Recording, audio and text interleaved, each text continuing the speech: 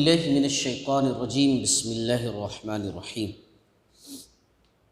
ایک مسلمان کے دوسرے مسلمان پر جو حقوق ہوتے ہیں، جو حق ہوتا ہے، ان حق میں سے ایک حق ہے کہ جب کسی مسلمان کا انتقال ہو جائے تو دوسرے مسلمان اس کی نماز جنازہ کے اندر شریک ہوں۔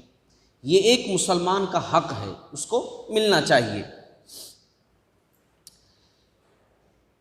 لیکن اس کی نماز جنازہ کے اندر اگر ایسے مسلمان شریک ہوں جو شرک سے دور ہوں، شرک سے پاک ہوں، وہ اپنے اعمال کے اندر اپنی زندگی میں ذرہ برابر بھی شرک نہ کرتے ہوں تو میت کو بہت فائدہ ہے۔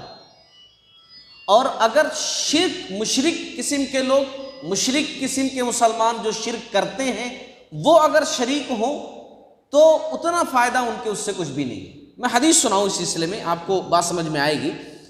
عبداللہ بن عباس رضی اللہ تعالیٰ عنہما سے روایت ہے، یہ کہتے ہیں کہ میں نے رسول اللہ صلی اللہ علیہ وسلم کو فرماتے ہوئے سنا کہ جو مسلمان آدمی مر جائے اور اس کے جنازے پر ایسے 40 آدمی نماز پڑھیں جو اللہ کے ساتھ کسی کو شریک نہ ٹھہراتے ہوں، تو اللہ تعالیٰ میت کے حق میں ان کی مغفرت، ان کی سفارش کو قبول فرماتا ہے۔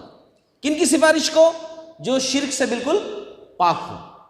دوسری چیز اس حدیث سے پتہ یہ چلا کہ مسلمان بھی مشرک ہو سکتا ہے، کیونکہ اللہ کے نبی صلی اللہ علیہ وسلم نے کیا فرمایا کہ جو مسلمان آدمی مر جائے اور اس کے جنازے پر ایسے 40 آدمی نماز پڑھیں جو اللہ تعالیٰ کے ساتھ کسی کو شریک نہ ٹھہراتے۔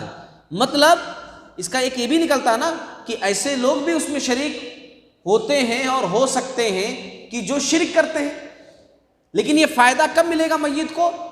40 ایسے لوگ جو شرک سے بالکل دور ہوں، شرک سے بالکل پاک ہوں۔ ایک دوسری حدیث کے اندر 100 بھی بتایا گیا ہے کہ 100، اب اس سے زیادہ بھی ہو جائیں تو کوئی بات نہیں، 40 100۔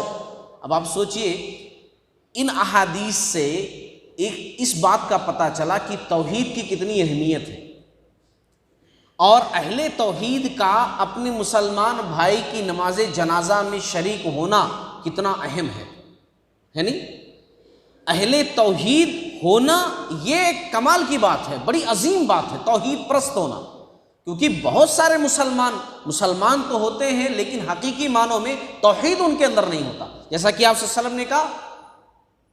لیکن اگر 40 توحید پرست کسی کی نماز جنازہ میں شریک ہوں، مسلمان بھائی کی نماز جنازہ میں، تو انشاءاللہ اللہ رب العالمین ان کی سفارش کو جو وہ دعا کرتے ہیں نماز کے اندر، نماز جنازہ میں، کہ اللہ اس کو بخش دے، معاف فرما دے، تو اللہ تعالیٰ ان کی دعا کو قبول فرماتا ہے نا، اور میت کی بخشش ہوتی ہے۔